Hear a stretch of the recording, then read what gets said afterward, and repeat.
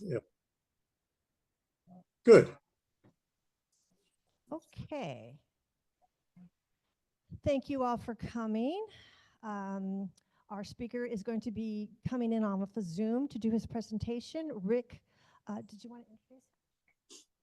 Okay, so Richard MacMaster is on Zoom, and he is going to talk about Emily Hobson. And don't forget, Richard, to let me know when you need to adjust the slides. If you're in the room and you have a cell phone, could you please silence it? Would be great. And Zoomers, please stay muted. Would be wonderful. Thank you. Here we go. All right, thank you.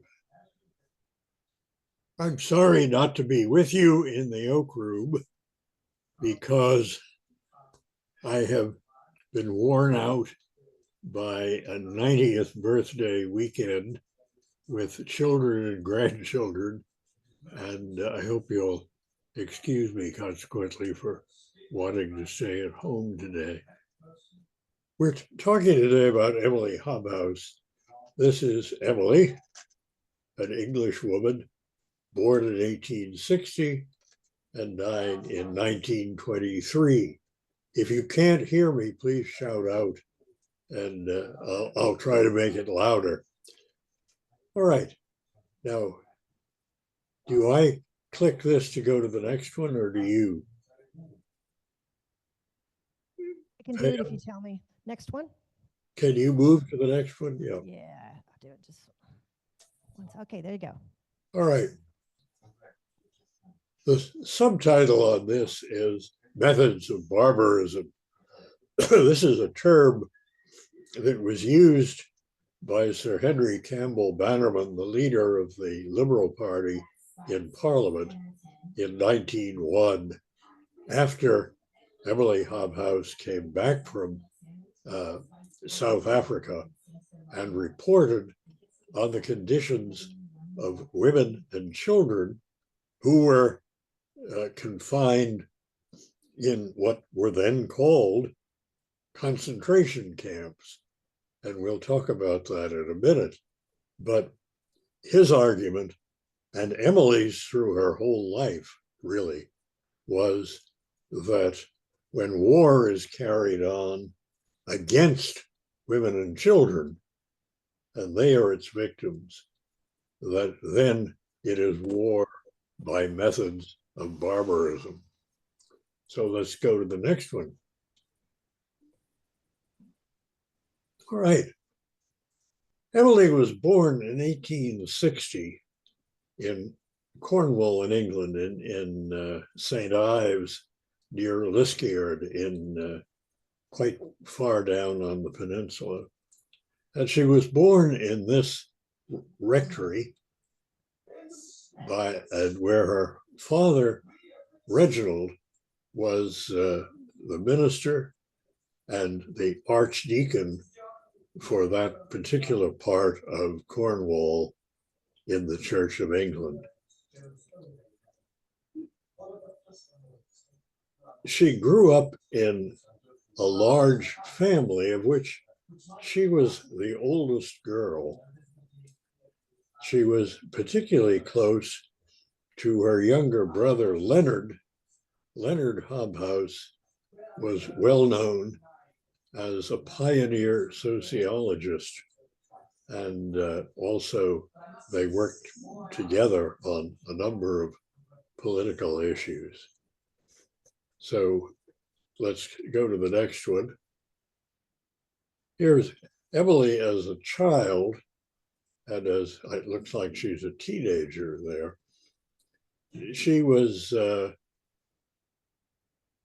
regarded by her siblings as they called her the Missus. All right.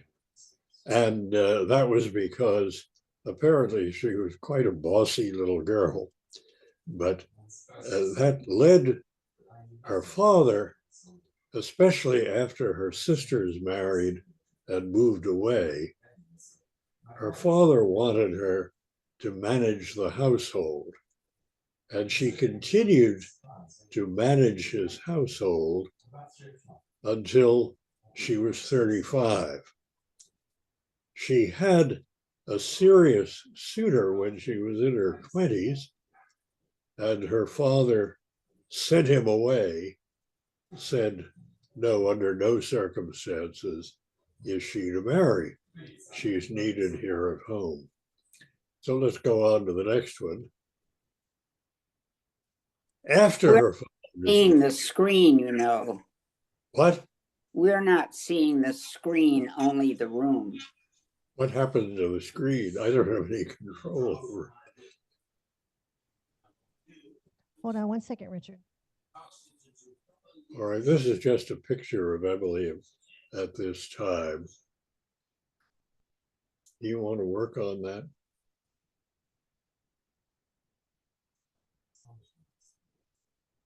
I hate all these wonderful machines. There it is. You got it, good. All right, so after her father's death, she went to America in 1895 and served an Episcopal church mission in northern Minnesota. There she met and became engaged to a store owner named John Carr Jackson. Jackson and Emily bought a ranch, as they called it.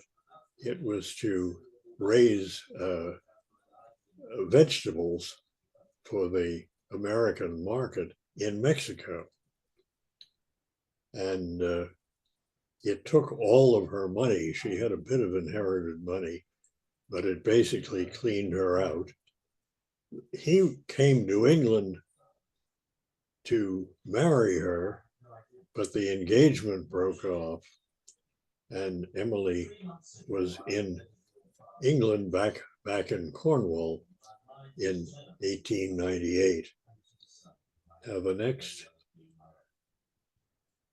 one, can we get the next picture? All right.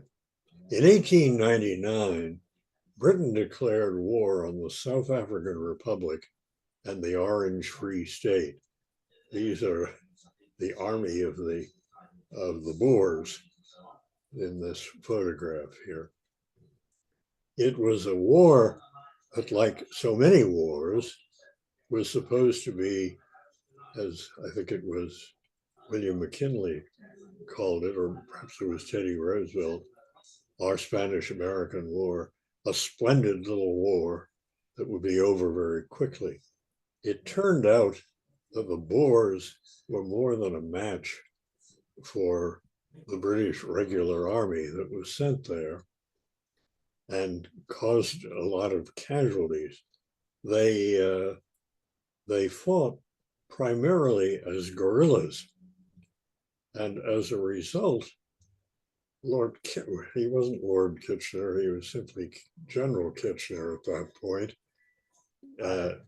Kitchener decided that the way to deal with them was to destroy all the farms, burn all the buildings,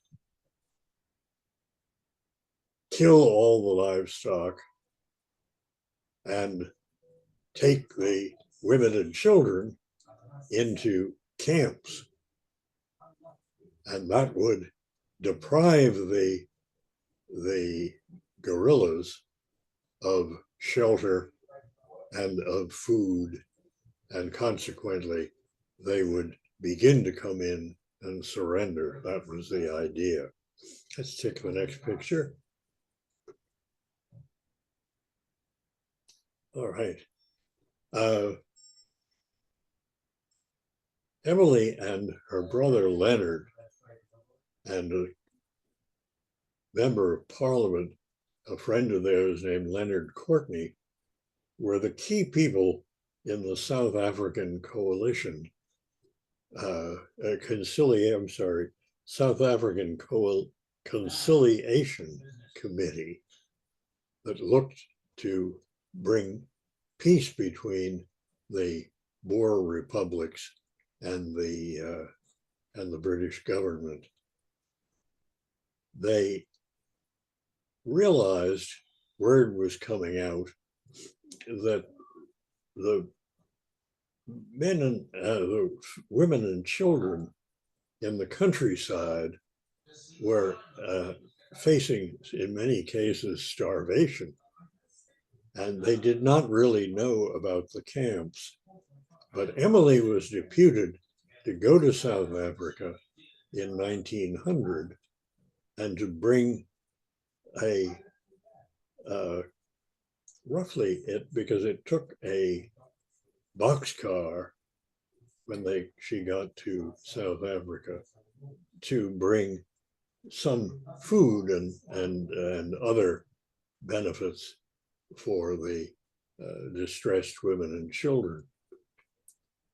Well, when she got there, she got word that they had all been herded into these camps, and she insisted that she had to go and inspect each one of them, which she did. She talked Kitchener into reluctantly allowing her. He wanted her to just go to one, but she insisted she had to go to every one of them, which she did.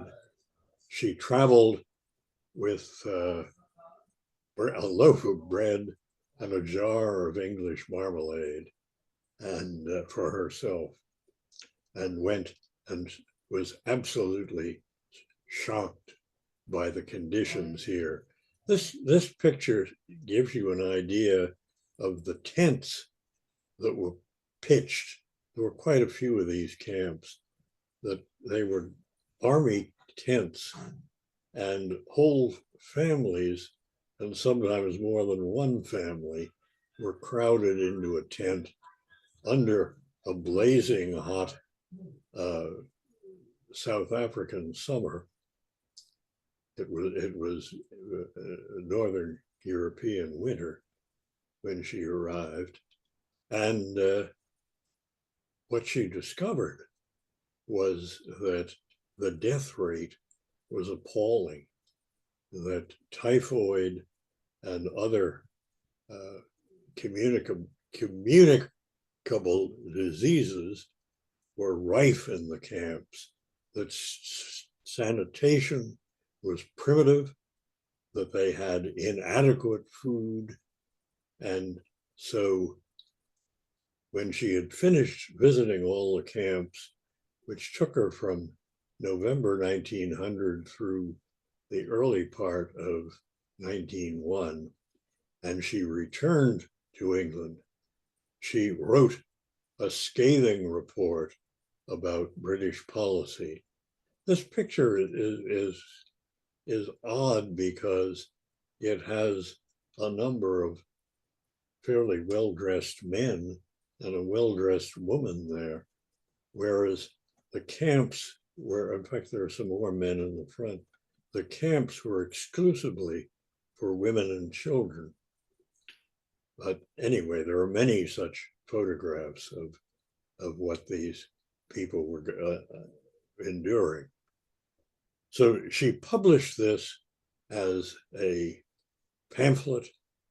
It was widely circulated in the newspapers, and as we saw, it was denounced in Parliament, and Kitchener reluctantly said, all right, we will close the concentration camps and we will leave the women and children on the farms, but we're going to kill the livestock, burn the crops, and burn the barns and other buildings. So it really, they were thrown from one kind of suffering into another. And she would come back in 1901 with more relief, and then was expelled from South Africa. The British authorities would not allow her to stay in the country. So let's go on to the next picture. I forget what that is. Oh, this is Emily in 1902. So this is about what she looked like when she was handling all of this. Now, she was, this is a picture of her probably about 1916, when she's an older person. But let's just stay with these pictures of her, and we'll continue with the story. So, the Boer War came to an end in 1901, and Emily's interest in South Africa was far from ended. She returned there a couple of years later to continue with relief, bringing relief from England. Her committee was continuing to raise money for that purpose. And she set up, in the next few years, a series of vocational schools, and especially for girls, where they would learn useful things like weaving, and that they would make goods that could be sold for the benefit of their families. It was a very large-scale project. She was also, because of all that she had done for the relief of the Boer women and children who were imprisoned, she was a heroine to the Afrikaner people in South Africa. And she became a guest of all of the Boer leaders who were now incorporated into the British establishment in what now is, or then was, the Union of South Africa. So General Botha and General Smuts were particularly friends of hers and their families, and she stayed with them and influenced them.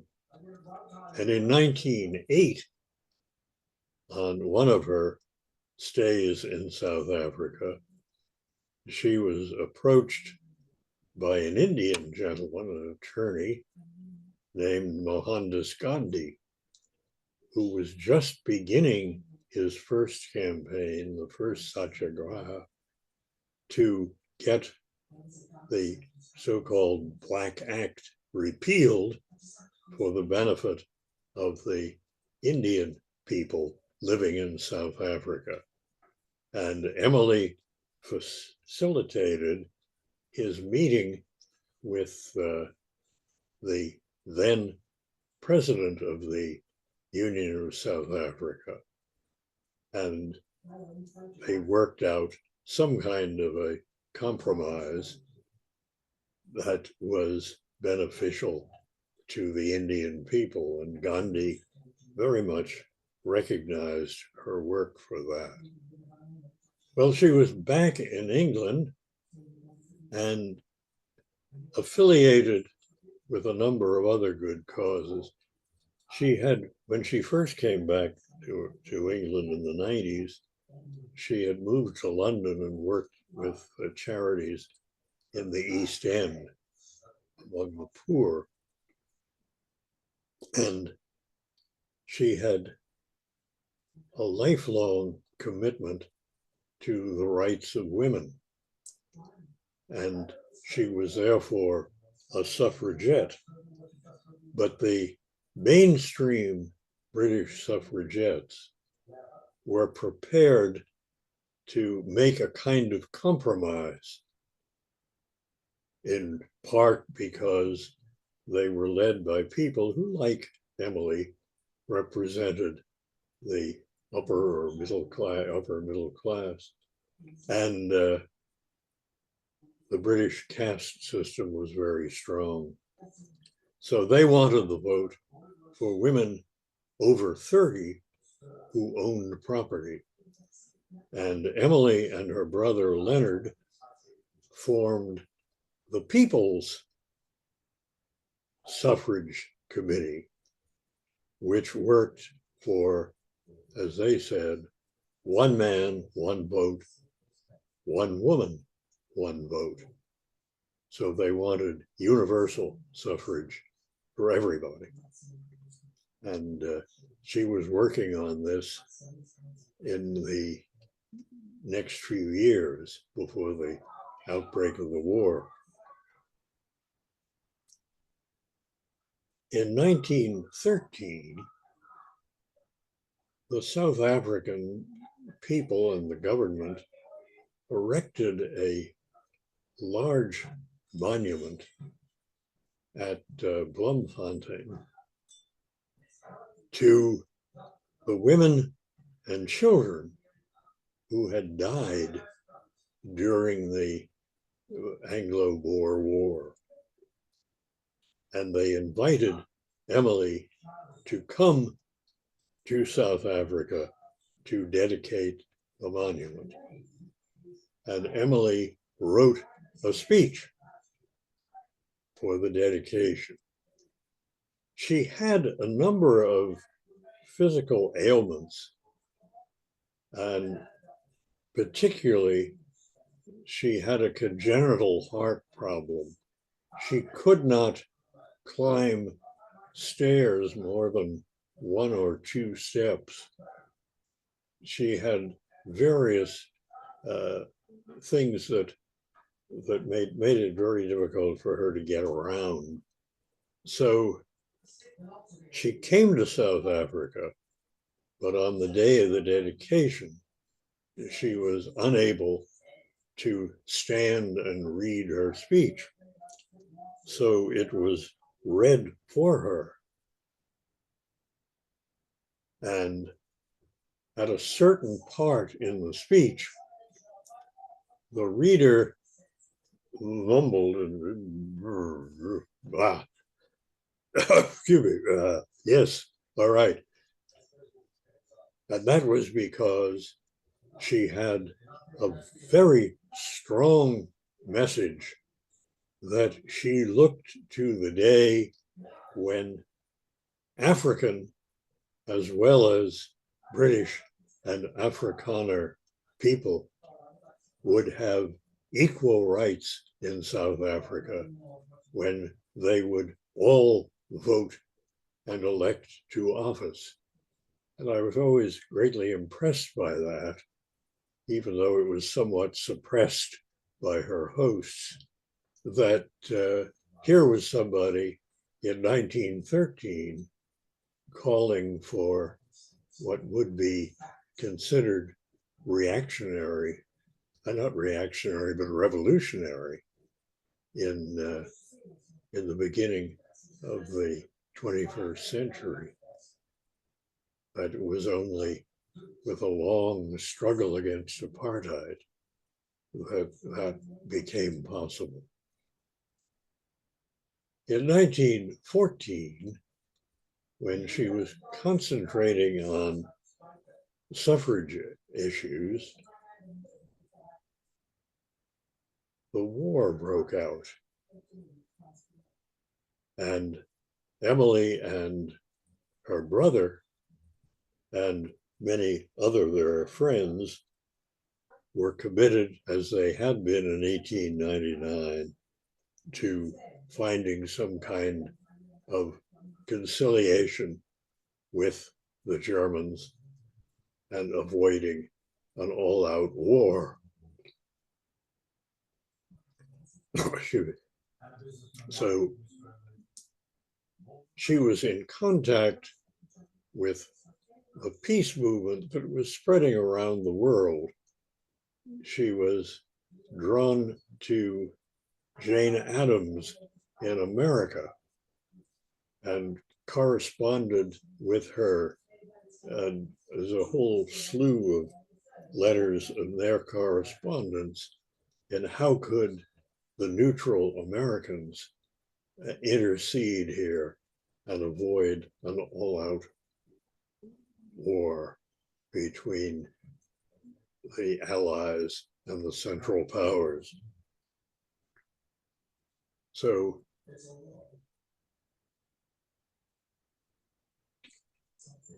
she was unable to attend a peace conference that was held in Amsterdam in the very early part of the war, but she was in correspondence with the people who were leading it and had developed a network of people, including the English and the German clergymen who formed the Fellowship of Reconciliation in 1915.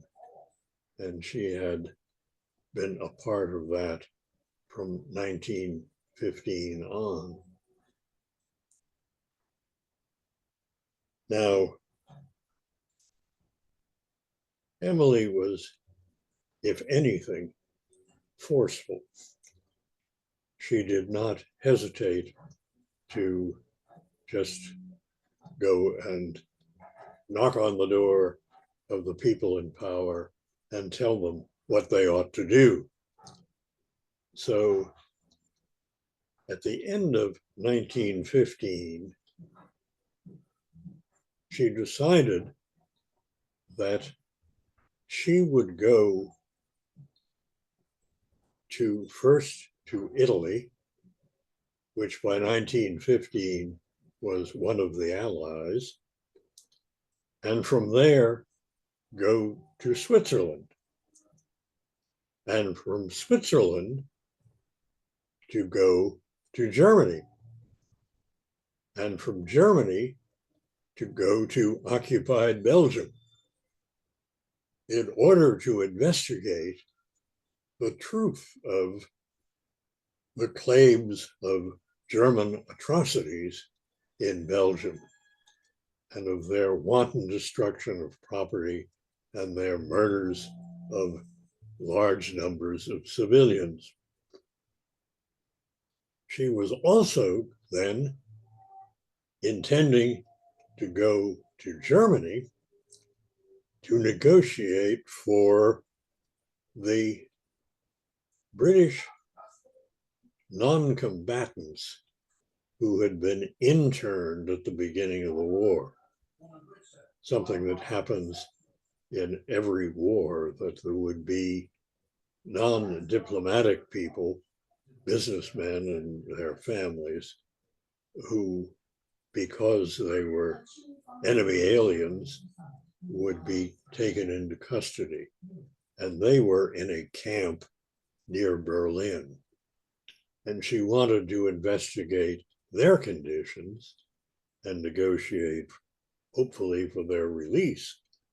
And her third point was to see what the food conditions were in Germany, because she was getting from some minor diplomatic figures the idea that if the British blockade, which prevented food coming into Germany and German-controlled territory, was to be lifted, the Germans would abandon their submarine warfare, which was sinking merchant ships in order to have a kind of blockade on Britain. So she went to Switzerland and went to the German embassy and convinced the German minister to Switzerland that she had a viable plan and it should be allowed to follow through. So he not only approved it, he decided he would accompany her, which he did. She and her maid went from Bern to Cologne, and from Cologne into Belgium. And it's obvious that the Germans who were her handlers in Belgium tried to put the rosiest case for German possible atrocities, but so much of this had been wildly exaggerated that the whole city of Louvain had been reduced to ashes. Well, sadly, the beautiful cathedral there had been burned, and the famous Louvain library, with a great store of medieval manuscripts, had burned to the ground, apparently from artillery fire, rather than, as was widely said in the British press, by deliberate arson by the Germans. But the rest of the city was in pretty good shape. And this was true across Belgium.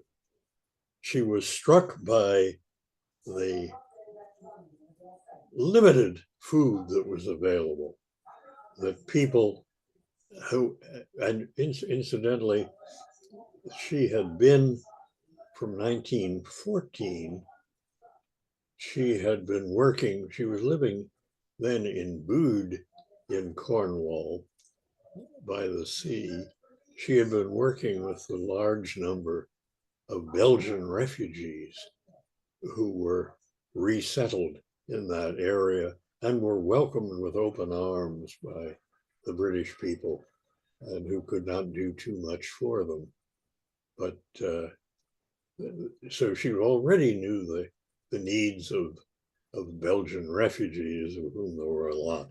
And when she got to Belgium, she did see that there was a great deal of need for more food for people, especially.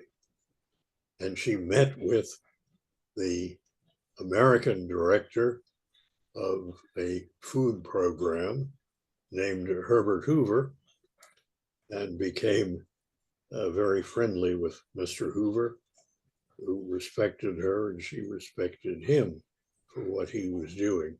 But it was clear that that was not sufficient to feed a whole country, and that something more needed to be done. She then went on to Berlin and got to go to the internment camp for the British civilians.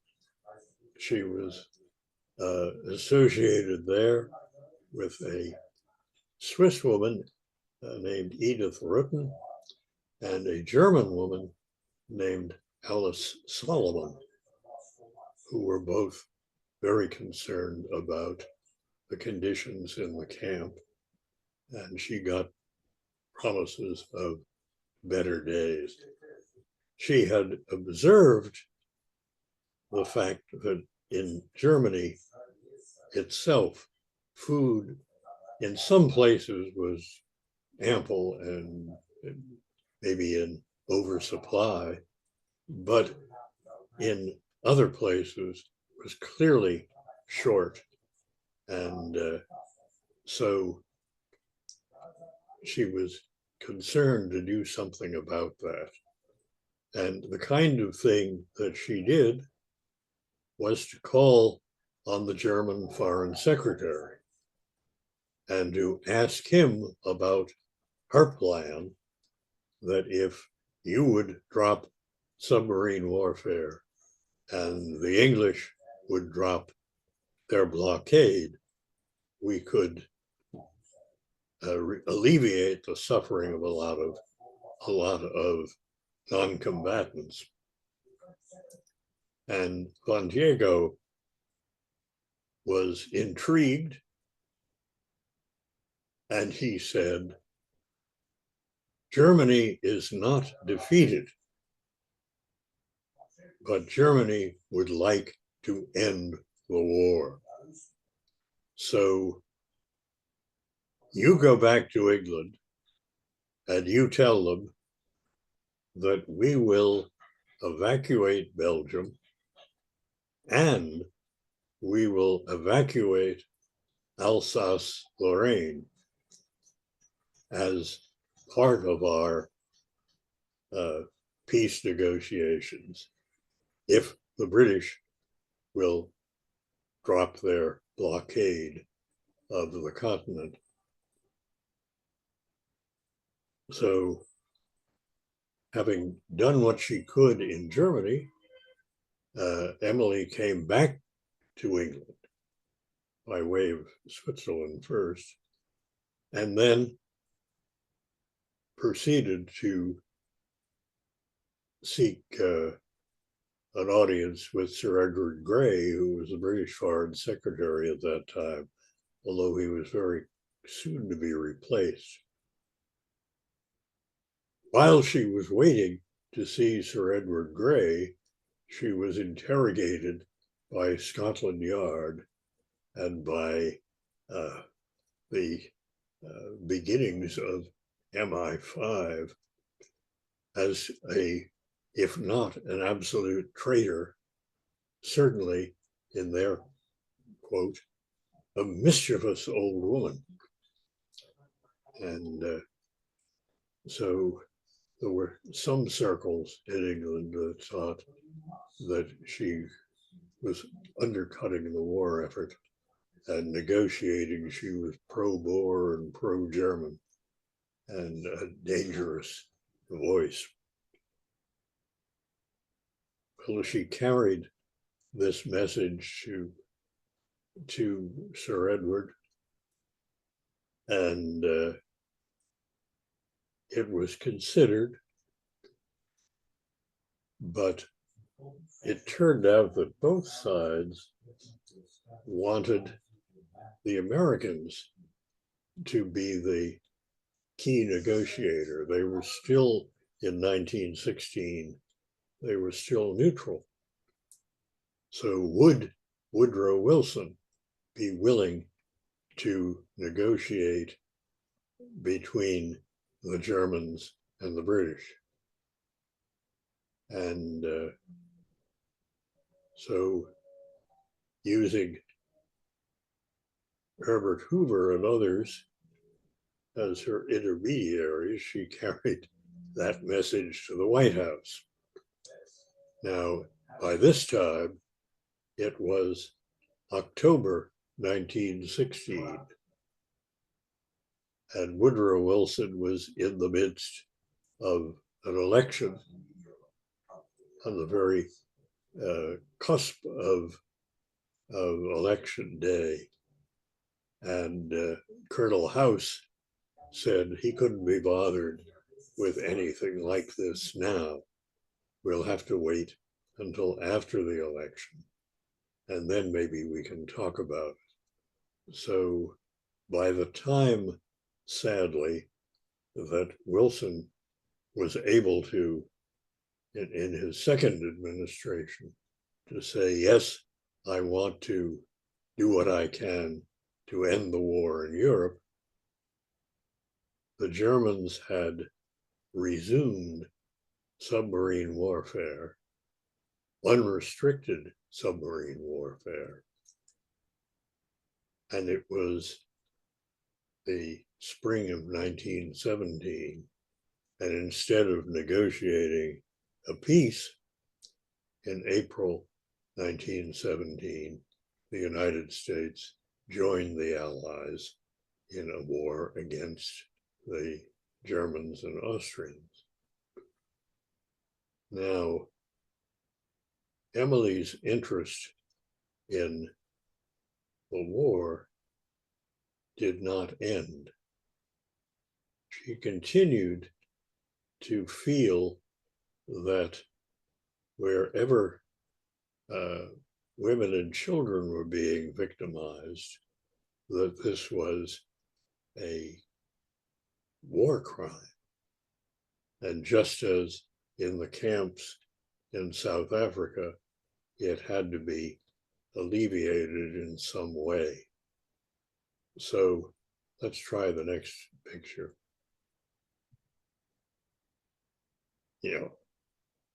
There's Emily as these are two very nice books that were written by her great niece, but they consist almost entirely of Emily's own journals and letters that Jennifer Hobhouse Baum inherited, a great collection of family papers.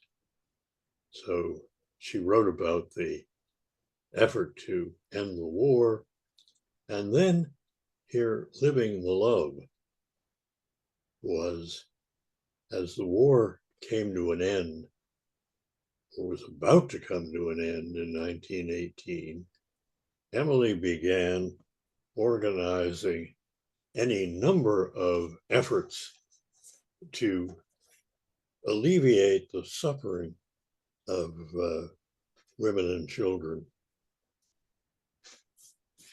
She had, I don't know how the time is going.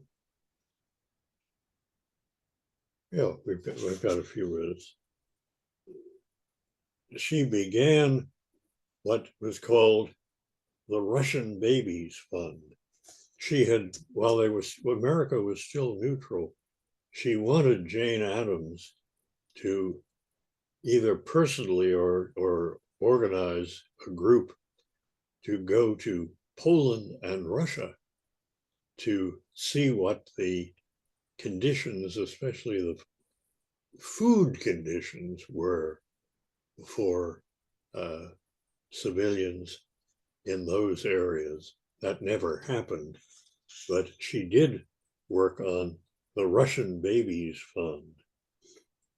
She had programs, these developed right after the war in 1918, feeding undernourished children in Leipzig and Dresden.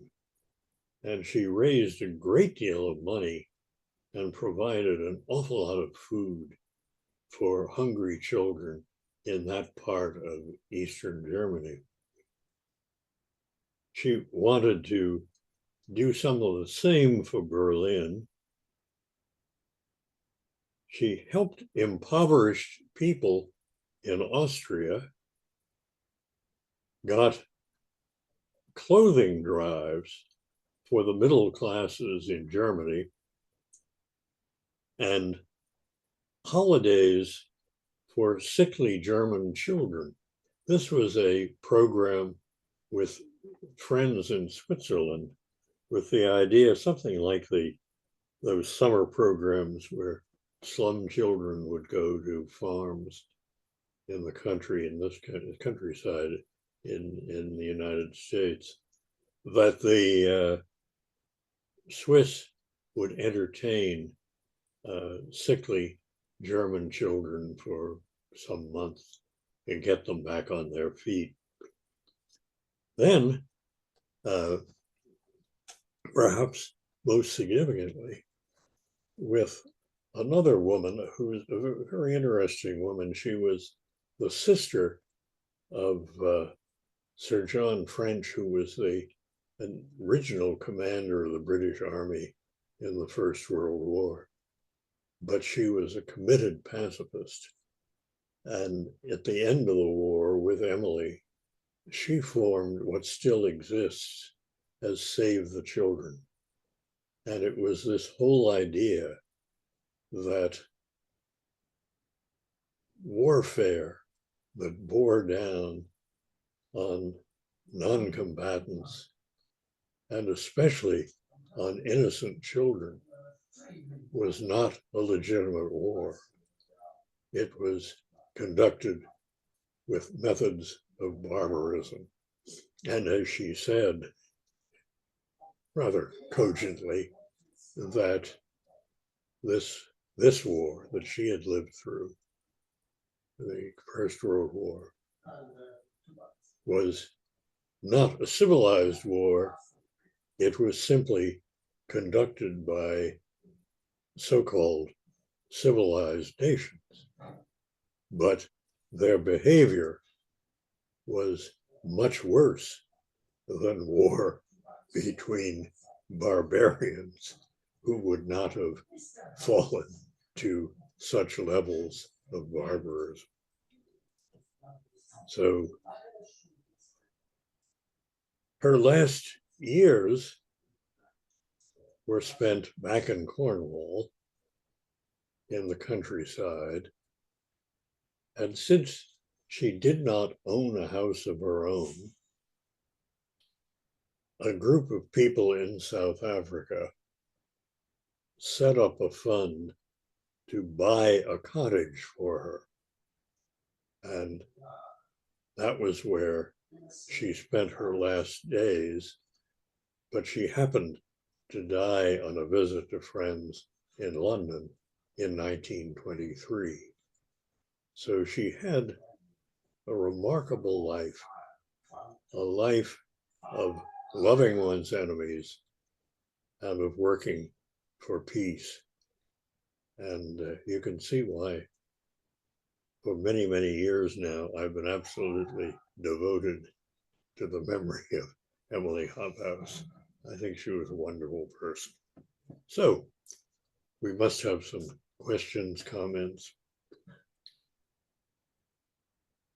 And can you handle that, Pam?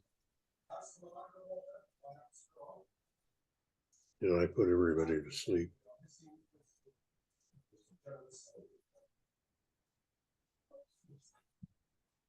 Okay, anybody in the room have questions? Okay, I'll be right there. I hope you all heard me. Thank you. Thank you so much for this inspiring talk. I had never heard of her before, and I appreciate your bringing this to us. As an aside, but it has nothing to do with your talk, but there was some background noise throughout the whole program. Was that from online? Is there anything we can do about that? I couldn't quite hear what you said. There was some background noise that she was just commenting on. I don't think everybody was muted during your presentation, but that's all right. You did a great talk. It was good. We heard you. Any other questions? I didn't get that question. What, could you just repeat that? She just is saying she enjoyed the talk. Oh, okay. No question. Enjoyed the talk. Here's Rick. Oh, thank you. Thank you. Thanks so much, Richard. Great talk. And, thanks for sharing it with us because, your interest also intrigued us as well. Could you tell us where Emily's values came from and how it reflected the Labor Party as well as international humanitarian law that was developing at that time? Yeah, she was identified with the Liberal Party in England. Their friend Leonard Courtney was a Liberal MP. They had contact with Keir Hardie, who was beginning the Labor Party, and they were friendly with him. She had grown up very much in a Church of England atmosphere. Several members of her family, one of her brothers, and Henry is a cousin. Her cousin Henry was a convert to Quakerism, and one of her sisters was a convert to Quakerism. So they were influenced also by the Society of Friends and this kind of commitment to pacifism. And but then I forget which year it was, it might have been 1915, that Leonard, who had been very strongly opposed to the war, wrote a book with a title like the Struggle of Humanity or something like that, where he clearly had moved over, as he said, because he had seen the nature of the German government and that it was a problem, and consequently he ended up supporting the war after about 1915, 16, somewhere in there. And she was very disappointed in her brother in doing that. But she was true to the idea all along that the war was a very bad idea if you could possibly avoid it, and that you shouldn't be inflicting terrible suffering on women and children who had nothing to do with politics or military strategy or anything of the sort. So We have a few more questions. Hi, I'm curious to know what inspired you to research and study this amazing woman. oh, it's a very funny story. This is many years ago, maybe in the around end of the 70s, something like that, that my son was a stamp collector, and South Africa issued a stamp with a picture of Emily Hobhouse. And I wondered, who on earth is that person? And I looked her up and I found, actually, she's quite an interesting person. And I had the idea that at some point I am going to write a book about Emily. And yes, and I began collecting. I've got a whole big shelf of Emily Hobhouse books because she suddenly became an industry. Apparently, there were, especially in the 80s and 90s, there were any number of people who were writing about Emily, or they were publishing collections of her letters or her earlier documents and so on. And so I never got around to writing anything about her, but I've always enjoyed reading about her and knowing about her, and I think she was a great person.